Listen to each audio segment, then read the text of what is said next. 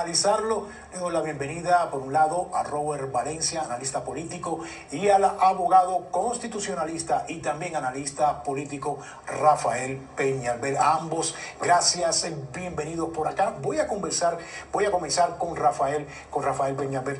Rafael, a ver, empecemos hablando del marco jurídico y constitucional, de lo que podría estar aquí en juego. Y yo empezaría en ese contexto preguntándote hasta dónde llega la autoridad constitucional del gobierno federal para desplegar a estos agentes de ICE en ciudades como Minneapolis, por ejemplo.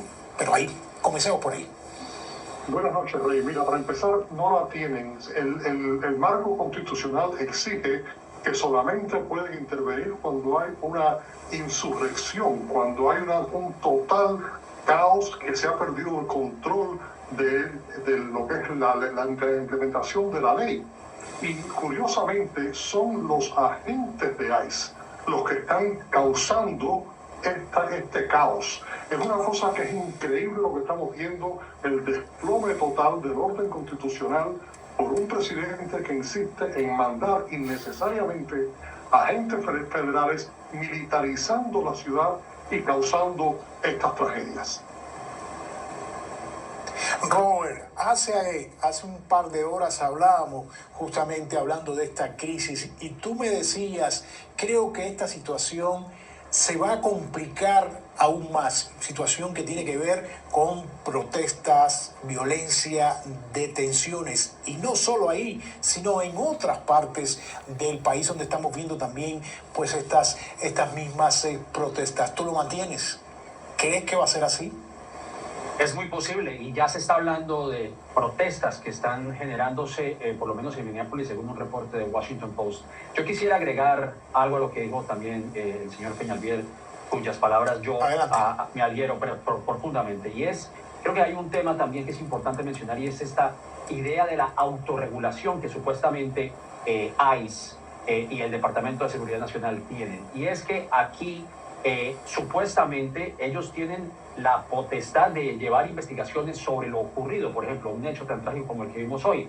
Lo que pasa es que no hay un tema de transparencia, y eso también creo que agrega aún más esta incertidumbre y este enojo alrededor del país. Recordemos que hace algunos días un agente del FBI renunció porque funcionarios del gobierno de Donald Trump le pidieron a él que se enfocara más en las acciones de la persona, de Reagan Good, la persona que murió a manos de otro agente de ICE, y más enfocarse en ella que en las acciones del mismo oficial. O sea que en el tema de la autorregulación, pues eso también yo creo que abrirá más incertidumbre y más, digamos, un enojo generalizado, y no solamente contra los agentes de ICE, sino qué se debe hacer a nivel gubernamental y a nivel judicial para, como bien señalaba el señor Peñalver, qué tipo de frenos, qué tipo de prohibiciones, qué tipo de control se debe ejercer sobre una agencia que cada vez demuestra una fuerza desenfrenada en contra de la población, que simplemente está ejerciendo su deber de protestar como lo indica la ley.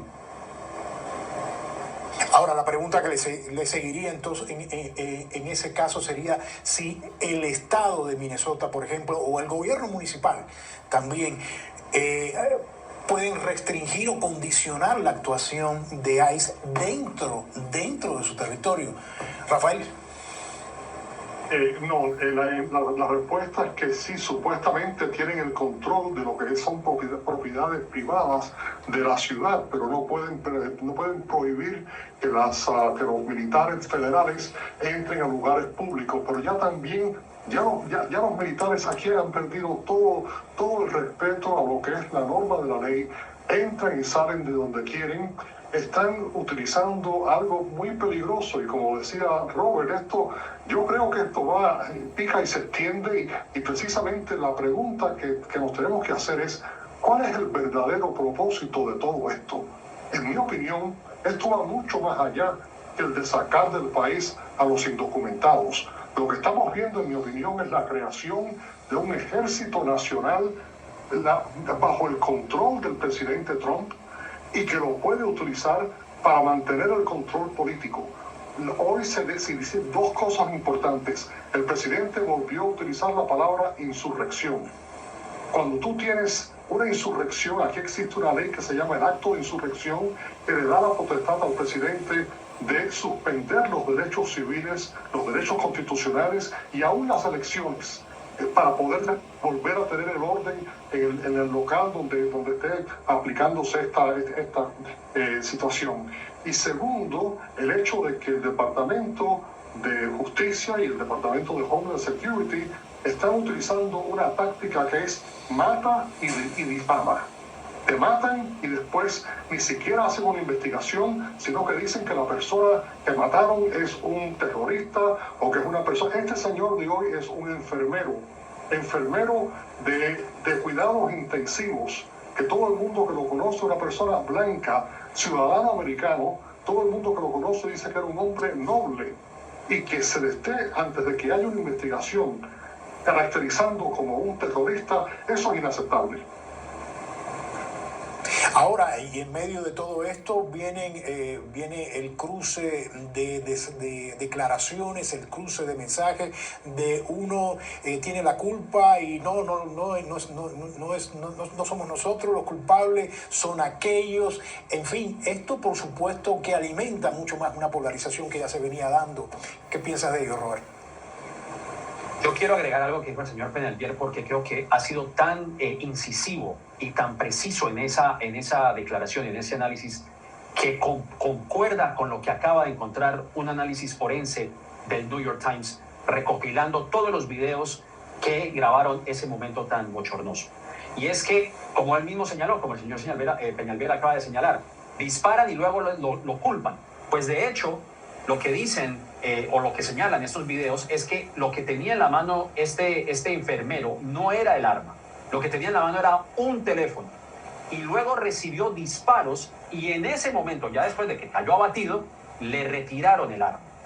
O sea que todo eso contradice lo que dice la secretaria Noem y lo que ha venido diciendo la administración de Donald Trump, señalándolo de violencia doméstica. Aparte que él tenía salvoconducto para cargar esa arma, o sea que no solamente estamos hablando de que se le violó la cuarta enmienda, sino que además se le violó la segunda enmienda que tanto protegen los conservadores y los correligionarios de Donald Trump. Entonces es culpable hasta que se le encuentre inocente. Lamentablemente este hombre pues no va a poder declarar ante una corte porque se le ha arrebatado la vida. Y sí, Rey, esto indudablemente alimenta aún más la polarización, pero evidentemente a grandes rasgos ICE y las medidas migratorias que ha tomado Donald Trump no han tenido acogida dentro del grueso de la población, y esto aviva aún más ese debate y ese rechazo que ha generado este tipo de políticas migratorias en el país. Y me dejas y se ve a todas luces una... Sí, adelante.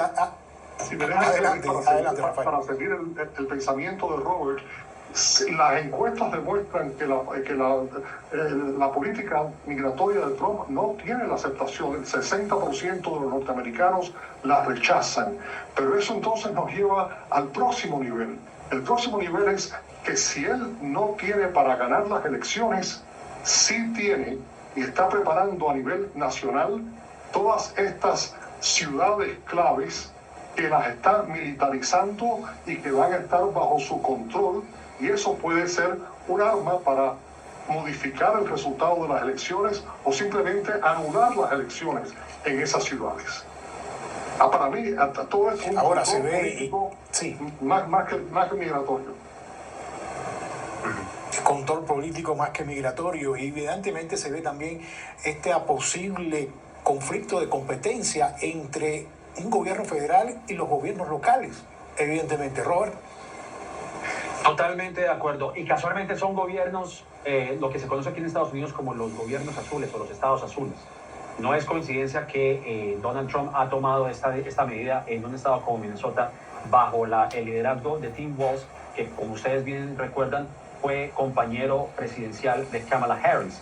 Lo mismo hizo en Portland, en Oregon, enviando agentes de la Guardia Nacional, y se habla también de que muy pronto la administración de Donald Trump emprenderá este tipo de actos en un estado tan lejano como Maine, que muy poco se escucha y del cual poco se tiene conocimiento de algún tipo de irregularidad migratoria. O sea que, volviendo a las palabras del señor Peñalver, pues sí, indudablemente lo que quiere hacer esa administración es fomentar el miedo y como lo han señalado otros analistas, pues yo creo que ICE se ha convertido simplemente en un organismo paramilitar en los Estados Unidos. Ahora, Rafael, hace unos momentos Robert decía, desafortunadamente esta persona no va a poder defenderse, por supuesto, ya está muerta. Ahora, yo te preguntaría a ti, en términos jurídicos, ¿quién tiene entonces la competencia, por ejemplo, para investigar todo esto? ¿Fiscalía estatal? ¿Fiscalía federal? Adelante, adelante.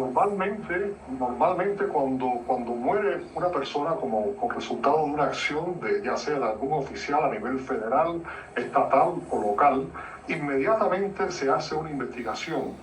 En este caso, la secretaria de Justicia, la secretaria de Homeland Security, la señora Noem, ha declarado sin hacer una investigación ni nada que la culpa era de la víctima y simplemente no van a hacer investigación de violación de derechos civiles y le han prohibido al estado de Minnesota que haga su propia investigación. Es algo como que no solamente no hacen la investigación a nivel federal, sino que le prohíben al estado de Minnesota compartir la evidencia, no le dan la evidencia. El FBI, que antes era una entidad independiente, igual que el Departamento de Justicia, esa separación ha desaparecido.